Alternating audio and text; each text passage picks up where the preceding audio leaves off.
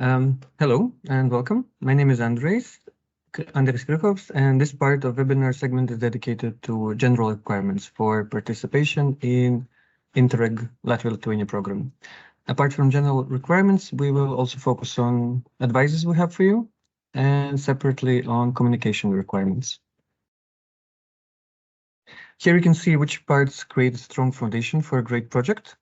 Furthermore, this presentation will explore each of these segments separately. Let's start with the relevance to the program area. To secure funding, it is crucial that your project addresses issues that are prevalent across both Latvia and Lithuania, impacting both program partners. On the map, you can see the program areas, which were mentioned before. This ensures that your efforts are not just localized, but resonate throughout the entire program area. Why is your project needed? In your application form, it's crucial to articulate why your project is necessary. Explain to us the motivations behind initiating this project and its importance to the region. Clearly describe the why behind your project, and not only clarify for yourselves the project purpose, but also demonstrate to us significance of this project. It's about making a compelling case that your project responds to the specific pressing need that aligns with the program's objective. Your project should provide solution for a joint need by addressing challenges common to both countries. Understanding who should be involved, how to effectively engage them, and ensuring a balanced representation are important for the success of your project. Diverse partnership involvements. Your project should not only be collaborative, but also inclusive. It's important to incorporate partners with a variety of skills and experiences. This means including stakeholders from different levels of government, for example, local, regional, or national, especially if these levels play a crucial role in project's implementation. For example, if your project involves infrastructure development, involving national agencies alongside local governments can provide necessary oversight and facilitate regulatory process. Also, involvement is crucial. Assess each partner's involvement by focusing on three aspects: expertise, contribution, and roles. Ensure that each partner brings relevant skills and knowledge suited to the project needs. They also should contribute appropriately in financial, technical, and personal terms, matching the project's demand. Lastly, define each partner's responsibilities clearly to streamline collaboration and enhance project execution. And also there has to be a balanced representation in your project. Consider partners from academia, NGOs, private sector, and government, each bringing unique expertise such as research, community insight, and scalability. Equally crucial is ensuring that both Latvia and Lithuania partners are involved. This approach ensures effective cross-border cooperation, shared responsibilities, and fair distribution of benefits. Eligibility requirements. In this segment, we'll outline the eligibility criteria for organizations seeking to participate as lead partners or project partners in our program. So who qualifies for partnerships? Public organizations. These include national, regional, and local government bodies. Public equivalent bodies. These are non-commercial entities with legal recognition, primarily financed or managed by public authorities. The purpose of the bodies are established specifically to meet public interest needs, devoid of any commercial or industrial objectives. The main goal is to serve community-centric services that might include anything from social welfare to environmental conservation. Legal personality. It's essential that these entities are recognized legally, allowing them to own assets, enter contracts, and undertake project responsibilities legally and effectively. Financial and administrative oversight. They are predominantly financed and supervised by public authorities. This includes substantial funding from governmental sources and management oversight by public officials, ensuring that their operations align with public policies and accountability standards. And governance. A significant aspect of their governance structure is that more than half of their board members are appointed by public authorities, which helps ensure that their activities and strategic decisions are closely aligned with governmental objectives. And also NGOs. NGOs are eligible for participation, must be non-profit, legally recognized, and established to serve the public good, focusing on community benefits rather than commercial interests. More information is available on page 33 of our program manual, section 4.2. However, I'll add a bit more about financial requirements for NGOs as lead partners. When an NGO serves as a lead partner in the project, specific financial requirements must be met to ensure organization is financially stable and capable of managing the project effectively. Here are the two key criteria, as you can see. For smaller budget projects, less than 200,000 ERDF co-financing, it is essential that the NGO has a robust financial history. The cumulative revenue over the last 2 years, or from the date of its establishment, if it was founded more recently, must equal at least 25% of the intended ERDF co-financing amount. And for larger budget projects above 200,000, in these cases, the NGO must have been established by no later than 2021, demonstrating a longer track record. Moreover, its cumulative revenue for the past 2 years should represent at least 50% of the total project budget planned for ERDF co-financing. These financial thresholds are crucial for assessing the NGO's readiness and capability to lead a project, ensuring that they can uphold the financial responsibilities and deliver on the project's objectives without risks. So, partner roles. Most partners will be project partners, PPs for short. They play a crucial role in the project, but they don't take the lead. One partner, however, needs to step up as a lead partner, LP for short. Think of the LP as the project manager. They have some extra responsibilities, but they also have some benefits. Here's what LP does. Leads the overall development and implementation of the project. Make sure everyone communicates clearly. This includes keeping the other partners and the program management team informed. Being lead partner comes with some advantages. Direct contact with Joint Secretariat, which means LP can get answers to questions and clarifications directly from the program administration, and more control over the project flow. The LP plays a central role in coordinating the project and ensuring it stays on track. LP role requires more effort, but it also offers more influence and control over the project success. Just a second.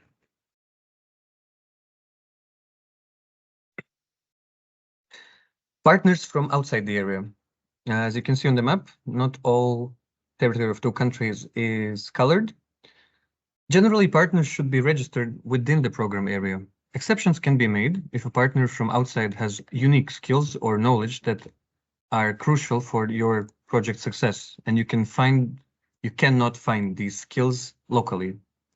The key thing to remember, even if you include a partner from outside, all the benefits of your project activities must stay within the program area. This means the project should ultimately contribute to the development of the program area as outlined in section 2.2 of the program manual. In short, think of outside partners as specialists you bring in to help your local team achieve its goals. Their expertise should add value to the project and benefit the program area as a whole. Clear links to the program. Bit was said about priorities and specific objectives before. I'll just run briefly through it. The program has 4 main priorities, and each priority has specific goals it wants to achieve. These are called specific objectives. Think of it like this. The program has a big picture, and your project should be a smaller part of big picture, helping to achieve one of the specific goals. Here's the catch. Your project can fit perfectly with every specific goal. Choose the one that your project best supports There's more information on this in program manual, section, well, page 10. But for now, remember, your project needs to be clearly connected to one of the program's specific objectives. It's essential to emphasize that for a project to qualify for our program, it must have a significant cross-border component. Cross-border component is one of the most significant things that we are looking for in your application forms. Projects that could be effectively carried out by one country alone will not meet our criteria. A weak CBC link also jeopardizes a project's eligibility. Let's break down what this means for your application. So the need for cross-border cooperation. Yeah. Question or something? Okay. The need for cross-border cooperation. When drafting your proposal, you must clearly demonstrate the necessity for CBC. Explain why the challenge your project addresses are not confined to a single country. For instance, if the issue spans across borders affecting communities in both Latvia and Lithuania, your project should get resources, expertise, and collaborative efforts from both sides. This is not just about sharing the workload, but about leveraging distinct strengths and that each country could bring to the table to solve the common issue. Added value of CBC. Every project should enhance the value and impact with the program area. Describe how your project creates synergies through cooperation. Perhaps one country has technological expertise, while the other has more affected population.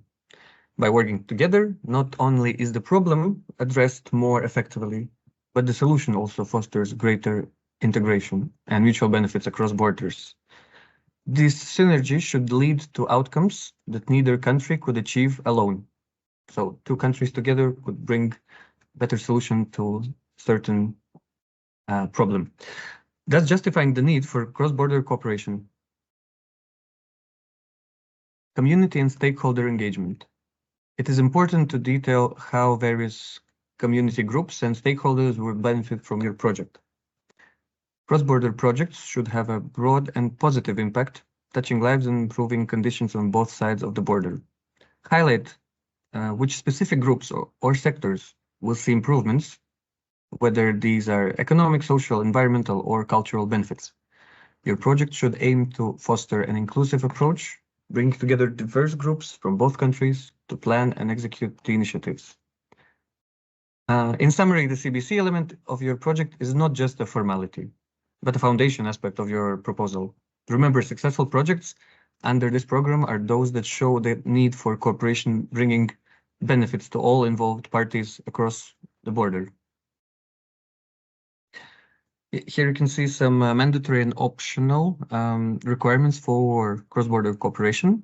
So joint development, everyone involved, regardless of country, needs to plan the project together. This means sharing ideas and making sure everyone benefits and contributes their expertise. Joint implementation, everyone involved needs to work together to carry out the project's activities. There should be a clear plan for who does what, and everyone should be communicating regularly. Think of it like a team sports. Everyone plays their part to make the project a success. Joint financing. The money for the project comes from a shared budget that includes contributions from all partners in Latvia and Lithuania. And then optional is joint staffing.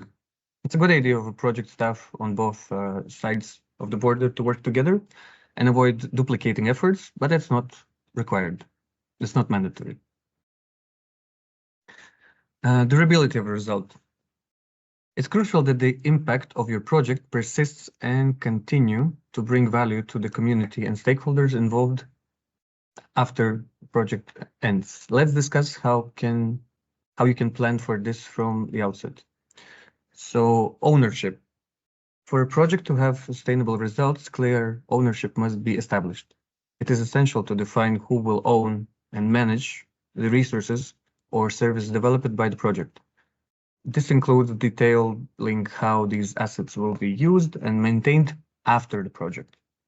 You need to identify the organizations or entities that will take this role and explain their capacity and commitment to managing these outputs effectively over the long term. Also think of transferability. You also need to consider how the solutions or benefits of your project can be applied or adapted beyond the initial setting of the region. This involves sharing your success and methodologies with other regions. And durability. Lastly, the durability of your project results is about ensuring that the beneficiaries continue to reap benefits long after the project funding has ended. This means you should outline strategies for ongoing engagement and support, ensuring that the project deliverables are not only adopted initially, but are integrated into regular practices or policies. Discuss how you will achieve this, whether through training sessions, creating sustainable business models, or setting up agreements for future oversight and funding. And again, if you want to read more about this, please look at the slide bottom right corner. Okay, think of added value and innovative approach as well. Something was said already about it, but let me repeat the requirements. Innovation here means developing new methods, approaches, or technologies that have not yet been tested within our program scope. Your project should introduce something novel to the sector that hasn't been explored or implemented in previous projects. So how to understand the innovation? It's crucial to differentiate your project by ensuring it does not simply replicate existing solutions. Instead, your proposal should build upon the lessons learned from past projects while introducing clear improvements. This could involve employing new technology, novel methodologies, or unique combinations of previously successful strategies to address current challenges more effectively. How do you do that? Well, learning from previous projects. While your project should be innovative, it's also wise to avoid reinventing the wheel. Conduct thorough research on what has already been done by exploring resources like Keep database, website provided, and previous projects within our program. Also, websites can be seen on the screen. This research will help you identify gaps in current solutions that your project can fill, ensuring that your approach is not only new, but also adds significant value. And articulate innovation in your proposal. Be explicit in your application form about how your project innovates. Describe the new elements of your project and how they improve upon existing knowledge or practices. Explain the potential impact of your innovation on the region and its stakeholders. Detailing this clearly will help demonstrate the value and necessity of your project for funding considerations. By emphasizing innovation in your project, you take significant steps towards differentiating your proposal in a competitive funding environment. Make sure to clearly explain how your innovative ideas will benefit the region.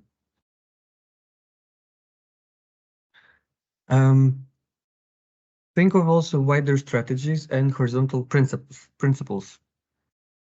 When crafting your project proposal, ensure it aligns with broader objectives set at the regional, national, and international levels, such as the European Union strategy for the Baltic Sea region, EUSBSR. And again, to read more about it, you can pay attention to the bottom right corner. Demonstrating alignment with these comprehensive strategies can significantly enhance your project's chance of approval by showing its potential to achieve widespread impact. And horizontal principles, additionally, it's crucial to clearly describe how your project will implement the program's horizontal principles, which ensure fairness and sustainability. Detail specific initiatives that promote equal opportunities, gender equality, and sustainable development. Projects that effectively integrate these principles are more likely to be funded and succeed in making a meaningful, lasting impact.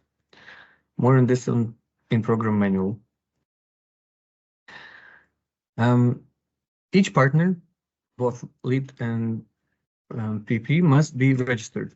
Registration and financial requirements All partners, including branch divisions, if directly involved in the project, must be registered legal entities in Latvia and Lithuania with their own bank accounts. This ensures their financial management and compliance with local regulations. For Lithuania, it has to go through registrocentras.lt, and for Latvia, on ur.gov.lv.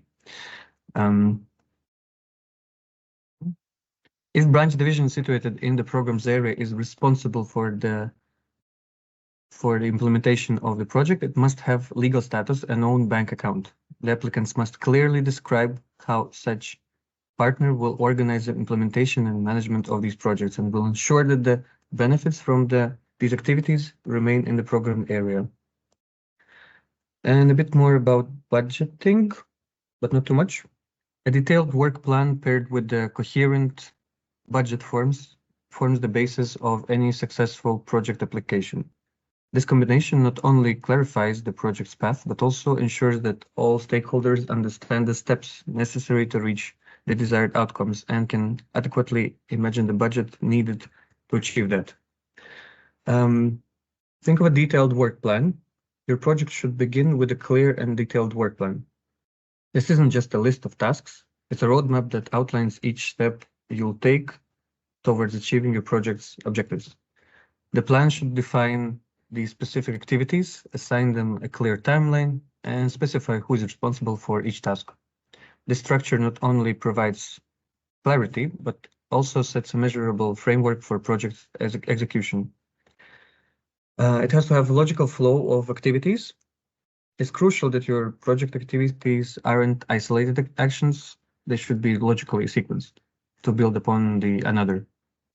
This connectivity ensures that the project's progress smoothly towards its goal, with each phase paving the way to the next. A well-thought-out sequence of activities increases the overall effectiveness and efficiency of the project. Proportionate and coherent budget. Equally important is the budget that supports your work plan. Each expense listed in your budget should have a direct correlation to the outlined activities. Justify each cost thoroughly to demonstrate how it contributes to the project aims. The budget should reflect the scope of your work, balancing ambitions with realism to show that your project is financially feasible. More about budgeting will be said tomorrow by my colleague. Project duration. The maximum allowed duration for the project is 24 months. It's crucial to design your project activities to fit within this time frame, as applications requesting more than 24 months will not be considered. Extensions are possible in exceptional and justified cases, though they are not common. And reporting requirements, you must submit progress reports every 6 months. These reports are essential for tracking project's advancement, addressing challenges, and ensuring accountability. State aid. The European Union rules that limit how governments can provide financial support to businesses. This program follows those rules to ensure fair competition. The good news, this program uses a specific regulation called General Block Exemption Regulation, GBER. Also, more about this can be found on our program manual. This regulation allows most partner organizations to participate in projects under the same conditions, regardless of whether they receive state aid or not. We will assess state aid. Even though the GBER applies the program, we'll still assess the state aid implications of your project during the application review process. This is to ensure compliance with the EU regulations. Keep in mind that self-check is available on our platform, GEMS platform, to help you assess your project state aid implications before you apply. We recommend using the state aid self-check module available on GEMS online system. Okay, since application forms from the first call are already assessed, we have a few details and advices to share with you to help you improve the application forms for the second call. Here you can see 6 areas that were highlighted for potential advices and improvements. Ensure that the project proposal explicitly outlines how it will foster and enhance cross-border cooperation between Latvia and Lithuania. As already said before, this is quite a vital area for a program to explicitly state why exactly 2 countries should be involved. Clearly define what tangible outputs and measurable results your project aims to achieve. This clarity helps in assessing the project's impact and success post-implementation. Use SMART criteria to outline your goals and ensure they align with the program's objectives. Innovation. Innovation is key in standing out. Ensure your approach not only addressing the problems effectively, but also does so in a unique or innovative way that adds value beyond existing solutions. So again, think of something new and innovative that you could focus on. Clearly identify who your target group is and tailor your project's objectives and activities to meet their specific needs and expectations. Conduct a needs assessment to gather direct input from your target groups to ensure their needs are accurately and effectively addressed. Focus on the sustainability and long-term impact of your project. So as we mentioned before about the durability, what will happen with your project after 24 months might be over. Maintain a coherent logical framework throughout your proposal that connects your objectives, methodologies, and expected impacts. Use a logical framework approach to structure your proposal, ensuring that every component logically supports the next, leading to cohesive and effective interventions. Some of the things were already mentioned, but here maybe in a brief to focus on the areas that were selected by us for additional advice. Okay, more on the advices, project context and strategic contribution. Common challenges and demand, being by clearly defining the common challenges your project addresses. Justify the need for your project with relevant facts and data that highlight the demand within the program area. Project approach. Describe what will be done in the project and how these actions will be implemented. This should include methodologies, technologies, or processes that will be used to tackle the identified challenges. Make sure you provide a clear link to the program objectives. Clearly articulate how your project contributes to the program's priorities. Detail the expected outputs, results, and objectives. Durability and result. Okay, was mentioned already. Discuss the sustainability and maintenance plans for the solutions, equipment, or infrastructure development. Innovative approach. We spoke about it already a few times. Cooperation character. Necessity for cross-border cooperation. Again, it's very important to emphasize in your application form the cross-border cooperation aspect. Benefits of cooperation. Highlight the specific benefits that cooperation brings to all partners and the target group. Go beyond just the exchange of experience, provide examples of tangible improvements in capacity, resources, or impact that results from this cooperation. And actual cooperation in activities. So demonstrate the genuine collaborative nature of the project. Outline how responsibilities are shared among partners, ensuring that each partner's role is substantial and integral to the project. Partnership relevance. Role of PPs. Ensure each partner role is defined by their specific expertise and knowledge to maximize project efficiency. Requirements for LP as NGO. There was a slide before about those requirements. Verify that the NGO leading the project meets the required financial baseline to ensure stability and compliance. Balance. Strive for equitable partner involvement and a fair budget allocation among all participating organizations. Methodology and work plan. Interlink of activities. Each activity should logically lead to the next, showing a clear sequence that supports efficient program implementation. Please use clear descriptions, provide precise information on what will be done in each activity and what results are expected. Communication activities. Next slides will be more dedicated to communication and budget. Cost links with work plan. Align each budget item directly with an activity or deliverable to maintain transparency and accountability. Provide breakdown of costs. Offer a comprehensive breakdown of costs explaining the inclusion of each item and its relevance to the project. And commercial offers. It would be great to provide some specific commercial offers. Include detailed commercial offers for purchase supported by documentation like screenshots from vendors or cost verification. Project communication is about the channels, image, and message your project spreads about itself. It's important to highlight that project communication happens not at the end of the project, but throughout all the project and after it is over as well. As we focus on the project communication approach in our application, it's essential to pay close attention to sections C7.3 within GEMS.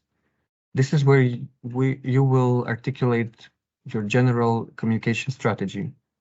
Be clear, brief, and consistent. It's not about creating volumes of content, but about making every word count. When you fill out this section, be concise and direct, ensuring that your messaging aligns with the overall objectives of the project.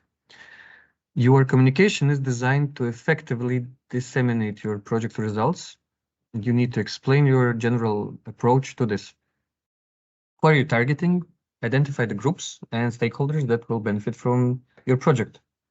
Second, what strategies will you employ to engage these groups? Third, which channels are most appropriate for this messaging?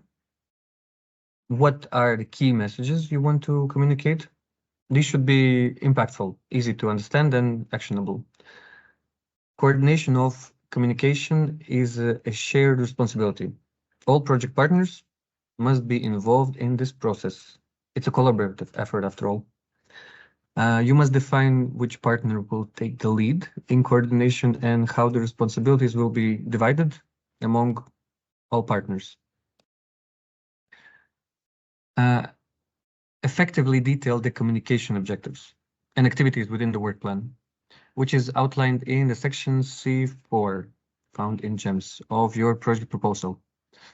It's crucial that every project has at least one defined communication objective, which clearly targets a specific audience. Additionally, remember to integrate communication activities and deliverables directly into the work plan, rather than treating them as separate entities. This approach fosters a cohesive strategy that aligns your communication efforts with the project's overall objectives. In the visual representation on the right side, in the yellow color, you can see how a typical work package 1 might be structured related to communication. It includes the project-specific objective and breaks down the communication objectives into various activities, like activity 1.3, providing further details on deliverables 1.3.1, 1.3.2. Please note the critical reminders. The project must have at least one communication objective, and there should not be separate work package solely for communication. It shall be integrated. Mandatory publicity activities and deliverables. Publicity and communication requirements, you need to ensure you are not just ticking boxes, but effectively sharing your project's progress and successes. Every communication activity should be detailed in the work plan, and it's imperative to allocate an adequate budget for these activities. On the screen, you can see a distinction between what's mandatory for all projects and what's specifically required for projects within certain criteria. It's mandatory for all projects to create a profile on latlit.eu website, to maintain updated project information on websites and social media channels, and to produce informative posters for the premises of each lead partner and project partner. You can go on the website and see how those profiles look for other projects. For projects with a total budget exceeding 100,000 euros, and those with substantial investments in equipment and infrastructure, additional mandatory actions come into play. Durable plaques are required to mark physical investments, and specialized vehicles must be appropriately marked during events. The program logo and EU flag must be displayed conspicuously. Now, while stickers and social media updates are recommended for all members, remember that these cannot replace the more permanent publicity measures like plaques and billboards. This is not just about compliance, but about visibility and recognition of the support received from the EU. Every measure, whether mandatory or recommended, must be accounted for as a separate deliverable within your work package. This isn't just about fulfilling mandatory publicity or communication measures. It includes all external actions. It's not enough to plan these activities. They must be described in detail, emphasizing the role in enhancing projects' visibility and outreach. If something is not clear, feel free to contact us on the website or sign up for a consultation with us. Thank you for your time.